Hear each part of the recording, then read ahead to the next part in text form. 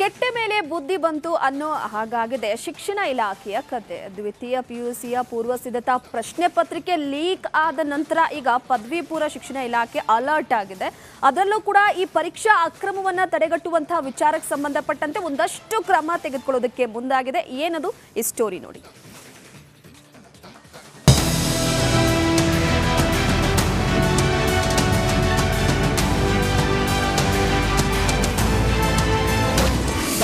ಪ್ರಶ್ನೆ ಪತ್ರಿಕೆ ಲೀಕ್ ಬೆನ್ನಲ್ಲೇ ಶಿಕ್ಷಣ ಇಲಾಖೆ ಅಲರ್ಟ್.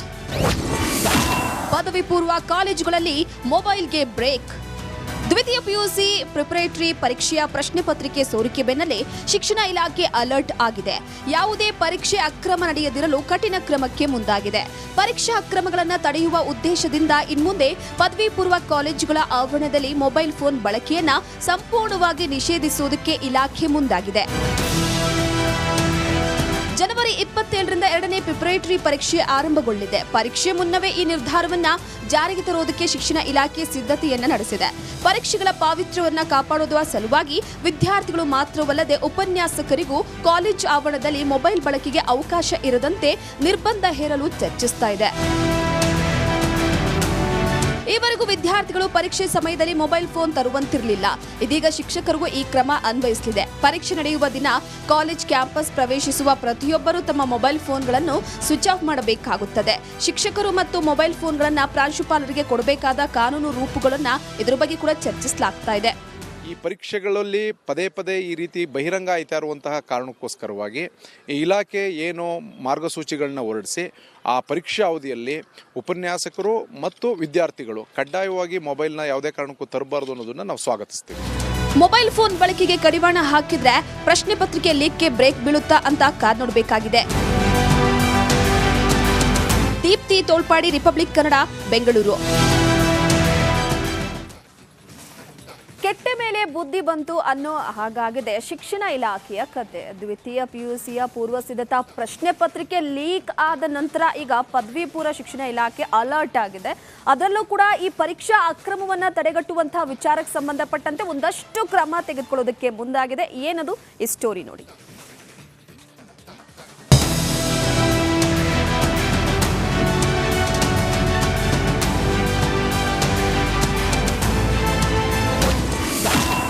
ಪತ್ರಿಕೆ ಲೀಕ್ ಬೆನ್ನಲ್ಲೇ ಶಿಕ್ಷಣ ಇಲಾಖೆ ಅಲರ್ಟ್.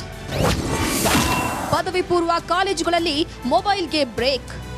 ದ್ವಿತೀಯ ಪಿಯುಸಿ ಪ್ರಿಪರೇಟರಿ ಪರೀಕ್ಷೆಯ ಪ್ರಶ್ನೆ ಪತ್ರಿಕೆ ಸೋರಿಕೆ ಬೆನ್ನಲ್ಲೇ ಶಿಕ್ಷಣ ಇಲಾಖೆ ಅಲರ್ಟ್ ಆಗಿದೆ. ಯಾವುದೇ ಪರೀಕ್ಷೆ ಅಕ್ರಮ ನಡೆಯದಿರಲು ಕಠಿಣ ಕ್ರಮಕ್ಕೆ ಮುಂದಾಗಿದೆ. ಪರೀಕ್ಷಾ ಅಕ್ರಮಗಳನ್ನು ತಡೆಯುವ ಉದ್ದೇಶದಿಂದ ಇನ್ಮುಂದೆ ಪದವಿ ಪೂರ್ವ ಕಾಲೇಜುಗಳ ಆವರಣದಲ್ಲಿ ಮೊಬೈಲ್ ಫೋನ್ ಬಳಕೆಯನ್ನ ಸಂಪೂರ್ಣವಾಗಿ ನಿಷೇಧಿಸುವುದಕ್ಕೆ ಇಲಾಖೆ ಮುಂದಾಗಿದೆ. ಜನವರಿ 27ರಿಂದ 2ನೇ ಪ್ರಿಪರೇಟರಿ ಪರೀಕ್ಷೆ ಆರಂಭಗೊಳ್ಳಲಿದೆ. ಪರೀಕ್ಷೆ ಮುನ್ನವೇ ಈ ನಿರ್ಧಾರವನ್ನ ಜಾರಿಗೆ ತರುವುದಕ್ಕೆ ಶಿಕ್ಷಣ ಇಲಾಖೆ ಸಿದ್ಧತೆಯನ್ನ ನಡೆಸಿದೆ. ಪರೀಕ್ಷೆಗಳ ಪಾವಿತ್ರ್ಯವನ್ನ ಕಾಪಾಡುವ ಸಲುವಾಗಿ ವಿದ್ಯಾರ್ಥಿಗಳು ಮಾತ್ರವಲ್ಲದೆ ಉಪನ್ಯಾಸಕರಿಗೂ ಕಾಲೇಜ್ ಆವರಣದಲ್ಲಿ ಮೊಬೈಲ್ ಬಳಕೆಗೆ ಅವಕಾಶ ಇರದಂತೆ ನಿರ್ಬಂಧ ಹೇರಲು ಚರ್ಚಿಸ್ತಾ ಇದೆ. ಈವರೆಗೂ ವಿದ್ಯಾರ್ಥಿಗಳು ಪರೀಕ್ಷೆ ಸಮಯದಲ್ಲಿ ಮೊಬೈಲ್ ಫೋನ್ ತರುವಂತಿರಲಿಲ್ಲ. ಇದೀಗ ಶಿಕ್ಷಕರಿಗೂ ಈ ಕ್ರಮ ಅನ್ವಯಿಸಲಿದೆ. ಪರೀಕ್ಷೆ ನಡೆಯುವ ದಿನ ಕಾಲೇಜ್ ಕ್ಯಾಂಪಸ್ ಪ್ರವೇಶಿಸುವ ಪ್ರತಿಯೊಬ್ಬರೂ ತಮ್ಮ ಮೊಬೈಲ್ ಫೋನ್ಗಳನ್ನು ಸ್ವಿಚ್ ಆಫ್ ಮಾಡಬೇಕಾಗುತ್ತದೆ. ಶಿಕ್ಷಕರು ಮತ್ತು ಮೊಬೈಲ್ ಫೋನ್ಗಳನ್ನು ಪ್ರಾಂಶುಪಾಲರಿಗೆ ಕೊಡಬೇಕಾದ ಕಾನೂನು ರೂಪುಗಳನ್ನು ಇದರ ಬಗ್ಗೆ ಕೂಡ ಚರ್ಚಿಸಲಾಗ್ತಾ ಇದೆ. ಈ ಪರೀಕ್ಷೆಗಳಲ್ಲಿ ಪದೇ ಪದೇ ಈ ರೀತಿ ಬಹಿರಂಗ ಆಯ್ತಾ ಇರುವಂತಹ ಕಾರಣಕ್ಕೋಸ್ಕರವಾಗಿ ಈ ಇಲಾಖೆ ಏನೋ ಮಾರ್ಗಸೂಚಿಗಳನ್ನ ಹೊರಡಿಸಿ ಆ ಪರೀಕ್ಷಾ ಅವಧಿಯಲ್ಲಿ ಉಪನ್ಯಾಸಕರು ಮತ್ತು ವಿದ್ಯಾರ್ಥಿಗಳು ಕಡ್ಡಾಯವಾಗಿ ಮೊಬೈಲ್ನ ಯಾವುದೇ ಕಾರಣಕ್ಕೂ ತರಬಾರದು ಅನ್ನೋದನ್ನ ನಾವು ಸ್ವಾಗತಿಸ್ತೀವಿ.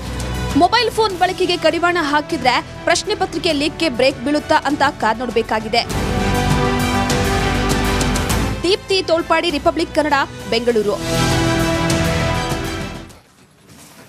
ಕೆಟ್ಟ ಮೇಲೆ ಬುದ್ಧಿ ಬಂತು ಅನ್ನೋ ಹಾಗಾಗಿದೆ ಶಿಕ್ಷಣ ಇಲಾಖೆಯ ಕತೆ. ದ್ವಿತೀಯ ಪಿಯುಸಿಯ ಪೂರ್ವ ಸಿದ್ಧತಾ ಪ್ರಶ್ನೆ ಪತ್ರಿಕೆ ಲೀಕ್ ಆದ ನಂತರ ಈಗ ಪದವಿ ಪೂರ್ವ ಶಿಕ್ಷಣ ಇಲಾಖೆ ಅಲರ್ಟ್ ಆಗಿದೆ. ಅದರಲ್ಲೂ ಕೂಡ ಈ ಪರೀಕ್ಷಾ ಅಕ್ರಮವನ್ನ ತಡೆಗಟ್ಟುವಂತಹ ವಿಚಾರಕ್ಕೆ ಸಂಬಂಧಪಟ್ಟಂತೆ ಒಂದಷ್ಟು ಕ್ರಮ ತೆಗೆದುಕೊಳ್ಳೋದಕ್ಕೆ ಮುಂದಾಗಿದೆ. ಏನದು ಈ ಸ್ಟೋರಿ ನೋಡಿ.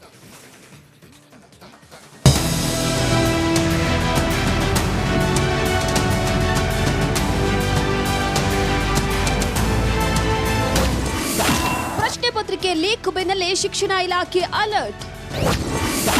ಪದವಿ ಪೂರ್ವ ಕಾಲೇಜುಗಳಲ್ಲಿ ಮೊಬೈಲ್ಗೆ ಬ್ರೇಕ್. ದ್ವಿತೀಯ ಪಿಯುಸಿ ಪ್ರಿಪರೇಟರಿ ಪರೀಕ್ಷೆಯ ಪ್ರಶ್ನೆ ಪತ್ರಿಕೆ ಸೋರಿಕೆ ಬೆನ್ನಲ್ಲೇ ಶಿಕ್ಷಣ ಇಲಾಖೆ ಅಲರ್ಟ್ ಆಗಿದೆ. ಯಾವುದೇ ಪರೀಕ್ಷೆ ಅಕ್ರಮ ನಡೆಯದಿರಲು ಕಠಿಣ ಕ್ರಮಕ್ಕೆ ಮುಂದಾಗಿದೆ. ಪರೀಕ್ಷಾ ಅಕ್ರಮಗಳನ್ನು ತಡೆಯುವ ಉದ್ದೇಶದಿಂದ ಇನ್ಮುಂದೆ ಪದವಿ ಪೂರ್ವ ಕಾಲೇಜುಗಳ ಆವರಣದಲ್ಲಿ ಮೊಬೈಲ್ ಫೋನ್ ಬಳಕೆಯನ್ನ ಸಂಪೂರ್ಣವಾಗಿ ನಿಷೇಧಿಸುವುದಕ್ಕೆ ಇಲಾಖೆ ಮುಂದಾಗಿದೆ.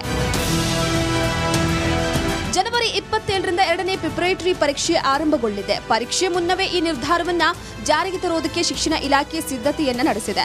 ಪರೀಕ್ಷೆಗಳ ಪಾವಿತ್ರ್ಯವನ್ನ ಕಾಪಾಡುವ ಸಲುವಾಗಿ ವಿದ್ಯಾರ್ಥಿಗಳು ಮಾತ್ರವಲ್ಲದೆ ಉಪನ್ಯಾಸಕರಿಗೂ ಕಾಲೇಜ್ ಆವರಣದಲ್ಲಿ ಮೊಬೈಲ್ ಬಳಕೆಗೆ ಅವಕಾಶ ಇರದಂತೆ ನಿರ್ಬಂಧ ಹೇರಲು ಚರ್ಚಿಸ್ತಾ ಇದೆ. ಈವರೆಗೂ ವಿದ್ಯಾರ್ಥಿಗಳು ಪರೀಕ್ಷೆ ಸಮಯದಲ್ಲಿ ಮೊಬೈಲ್ ಫೋನ್ ತರುವಂತಿರಲಿಲ್ಲ. ಇದೀಗ ಶಿಕ್ಷಕರಿಗೂ ಈ ಕ್ರಮ ಅನ್ವಯಿಸಲಿದೆ. ಪರೀಕ್ಷೆ ನಡೆಯುವ ದಿನ ಕಾಲೇಜ್ ಕ್ಯಾಂಪಸ್ ಪ್ರವೇಶಿಸುವ ಪ್ರತಿಯೊಬ್ಬರೂ ತಮ್ಮ ಮೊಬೈಲ್ ಫೋನ್ಗಳನ್ನು ಸ್ವಿಚ್ ಆಫ್ ಮಾಡಬೇಕಾಗುತ್ತದೆ. ಶಿಕ್ಷಕರು ಮತ್ತು ಮೊಬೈಲ್ ಫೋನ್ಗಳನ್ನು ಪ್ರಾಂಶುಪಾಲರಿಗೆ ಕೊಡಬೇಕಾದ ಕಾನೂನು ರೂಪುಗಳನ್ನು ಇದರ ಬಗ್ಗೆ ಕೂಡ ಚರ್ಚಿಸಲಾಗ್ತಾ ಇದೆ. ಈ ಪರೀಕ್ಷೆಗಳಲ್ಲಿ ಪದೇ ಪದೇ ಈ ರೀತಿ ಬಹಿರಂಗ ಆಯ್ತಾ ಇರುವಂತಹ ಕಾರಣಕ್ಕೋಸ್ಕರವಾಗಿ ಈ ಇಲಾಖೆ ಏನು ಮಾರ್ಗಸೂಚಿಗಳನ್ನ ಹೊರಡಿಸಿ ಆ ಪರೀಕ್ಷಾ ಅವಧಿಯಲ್ಲಿ ಉಪನ್ಯಾಸಕರು ಮತ್ತು ವಿದ್ಯಾರ್ಥಿಗಳು ಕಡ್ಡಾಯವಾಗಿ ಮೊಬೈಲ್ನ ಯಾವುದೇ ಕಾರಣಕ್ಕೂ ತರಬಾರದು ಅನ್ನೋದನ್ನ ನಾವು ಸ್ವಾಗತಿಸ್ತೀವಿ. ಮೊಬೈಲ್ ಫೋನ್ ಬಳಕೆಗೆ ಕಡಿವಾಣ ಹಾಕಿದ್ರೆ ಪ್ರಶ್ನೆ ಪತ್ರಿಕೆ ಲೀಕ್ಗೆ ಬ್ರೇಕ್ ಬೀಳುತ್ತಾ ಅಂತ ಕಾದ್ ನೋಡಬೇಕಾಗಿದೆ. ದೀಪ್ತಿ ತೋಳ್ಪಾಡಿ, ರಿಪಬ್ಲಿಕ್ ಕನ್ನಡ, ಬೆಂಗಳೂರು. ಕೆಟ್ಟ ಮೇಲೆ ಬುದ್ಧಿ ಬಂತು ಅನ್ನೋ ಹಾಗಾಗಿದೆ ಶಿಕ್ಷಣ ಇಲಾಖೆಯ ಕತೆ. ದ್ವಿತೀಯ ಪಿಯುಸಿಯ ಪೂರ್ವ ಸಿದ್ಧತಾ ಪ್ರಶ್ನೆ ಪತ್ರಿಕೆ ಲೀಕ್ ಆದ ನಂತರ ಈಗ ಪದವಿ ಪೂರ್ವ ಶಿಕ್ಷಣ ಇಲಾಖೆ ಅಲರ್ಟ್ ಆಗಿದೆ. ಅದರಲ್ಲೂ ಕೂಡ ಈ ಪರೀಕ್ಷಾ ಅಕ್ರಮವನ್ನ ತಡೆಗಟ್ಟುವಂತಹ ವಿಚಾರಕ್ಕೆ ಸಂಬಂಧಪಟ್ಟಂತೆ ಒಂದಷ್ಟು ಕ್ರಮ ತೆಗೆದುಕೊಳ್ಳೋದಕ್ಕೆ ಮುಂದಾಗಿದೆ. ಏನದು ಈ ಸ್ಟೋರಿ ನೋಡಿ.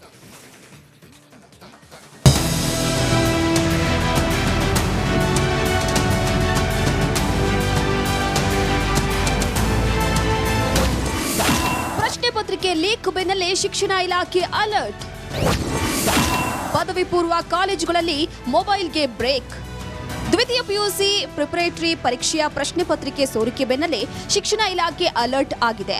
ಯಾವುದೇ ಪರೀಕ್ಷೆ ಅಕ್ರಮ ನಡೆಯದಿರಲು ಕಠಿಣ ಕ್ರಮಕ್ಕೆ ಮುಂದಾಗಿದೆ. ಪರೀಕ್ಷಾ ಅಕ್ರಮಗಳನ್ನು ತಡೆಯುವ ಉದ್ದೇಶದಿಂದ ಇನ್ಮುಂದೆ ಪದವಿ ಪೂರ್ವ ಕಾಲೇಜುಗಳ ಆವರಣದಲ್ಲಿ ಮೊಬೈಲ್ ಫೋನ್ ಬಳಕೆಯನ್ನ ಸಂಪೂರ್ಣವಾಗಿ ನಿಷೇಧಿಸುವುದಕ್ಕೆ ಇಲಾಖೆ ಮುಂದಾಗಿದೆ. ಜನವರಿ 27ರಿಂದ 2ನೇ ಪ್ರಿಪರೇಟರಿ ಪರೀಕ್ಷೆ ಆರಂಭಗೊಳ್ಳಲಿದೆ. ಪರೀಕ್ಷೆ ಮುನ್ನವೇ ಈ ನಿರ್ಧಾರವನ್ನ ಜಾರಿಗೆ ತರುವುದಕ್ಕೆ ಶಿಕ್ಷಣ ಇಲಾಖೆ ಸಿದ್ಧತೆಯನ್ನ ನಡೆಸಿದೆ. ಪರೀಕ್ಷೆಗಳ ಪಾವಿತ್ರ್ಯವನ್ನ ಕಾಪಾಡುವ ಸಲುವಾಗಿ ವಿದ್ಯಾರ್ಥಿಗಳು ಮಾತ್ರವಲ್ಲದೆ ಉಪನ್ಯಾಸಕರಿಗೂ ಕಾಲೇಜ್ ಆವರಣದಲ್ಲಿ ಮೊಬೈಲ್ ಬಳಕೆಗೆ ಅವಕಾಶ ಇರದಂತೆ ನಿರ್ಬಂಧ ಹೇರಲು ಚರ್ಚಿಸ್ತಾ ಇದೆ. ಈವರೆಗೂ ವಿದ್ಯಾರ್ಥಿಗಳು ಪರೀಕ್ಷೆ ಸಮಯದಲ್ಲಿ ಮೊಬೈಲ್ ಫೋನ್ ತರುವಂತಿರಲಿಲ್ಲ. ಇದೀಗ ಶಿಕ್ಷಕರಿಗೂ ಈ ಕ್ರಮ ಅನ್ವಯಿಸಲಿದೆ. ಪರೀಕ್ಷೆ ನಡೆಯುವ ದಿನ ಕಾಲೇಜ್ ಕ್ಯಾಂಪಸ್ ಪ್ರವೇಶಿಸುವ ಪ್ರತಿಯೊಬ್ಬರೂ ತಮ್ಮ ಮೊಬೈಲ್ ಫೋನ್ಗಳನ್ನು ಸ್ವಿಚ್ ಆಫ್ ಮಾಡಬೇಕಾಗುತ್ತದೆ. ಶಿಕ್ಷಕರು ಮತ್ತು ಮೊಬೈಲ್ ಫೋನ್ಗಳನ್ನು ಪ್ರಾಂಶುಪಾಲರಿಗೆ ಕೊಡಬೇಕಾದ ಕಾನೂನು ರೂಪುಗಳನ್ನು ಇದರ ಬಗ್ಗೆ ಕೂಡ ಚರ್ಚಿಸಲಾಗ್ತದೆ.